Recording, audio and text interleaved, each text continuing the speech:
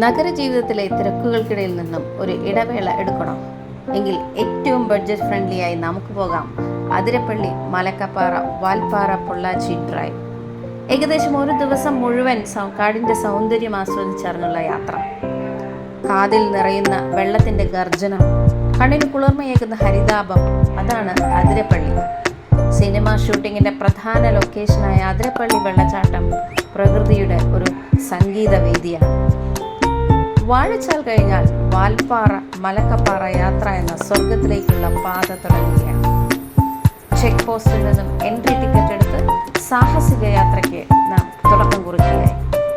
നിബിഡ വനത്തിലൂടെയുള്ള യാത്ര ആരെയും ത്രസിപ്പിക്കുന്നതാണ്.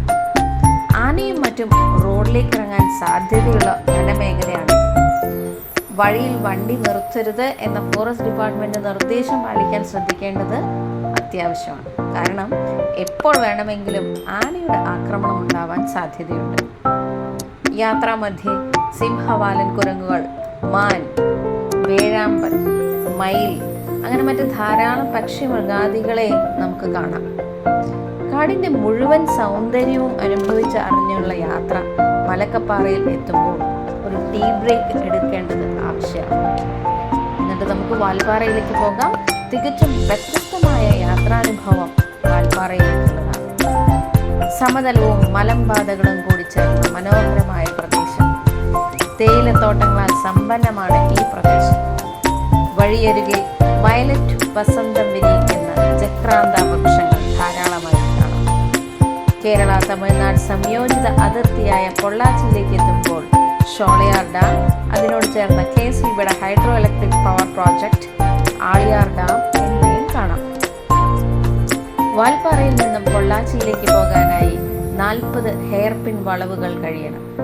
അപകടകരമായ ഈ ഹെയർ പിൻ വളവുകളിലൂടെയുള്ള യാത്ര ഒരു മനോഹര ദൃശ്യാനുഭവം തന്നെയാണ്. ആനമല കടുവ സംരക്ഷണ കേന്ദ്രത്തിൻ്റെ ജൈവ വൈവിധ്യത്തെക്കുറിച്ച് വാഹനമോടിക്കുന്നവരിലും വിനോദസഞ്ചാരികളിലും അവബോധം സൃഷ്ടിക്കുന്നതിനായി സംസ്ഥാന ഹൈവേ വകുപ്പ് ഉദ്യോഗസ്ഥർ കൈകോർത്ത് പ്രതിഫലിപ്പിക്കുന്ന സൈൻ ബോർഡുകൾ ഈ ഓരോ 40 വളവുകളിലും സ്ഥാപിച്ചിട്ടുണ്ട്. പൊള്ളാച്ചി മുതൽ വാൽപ്പാറ വരെയുള്ള കുന്നിൻ പ്രദേശത്തെ ഓരോ ഹെയർപിൻ വളവിലും ഹൈവേ ഉദ്യോഗസ്ഥർ ഉഭയജീവികളുടെയും പക്ഷികളുടെയും സസ്തനികളുടെയും ഫോട്ടോകളും അവയുടെ പേരുകളും ഉൾക്കൊള്ളുന്ന പ്രതിഫലന സൈൻ ബോർഡുകൾ സ്ഥാപിച്ചിട്ടുണ്ട്.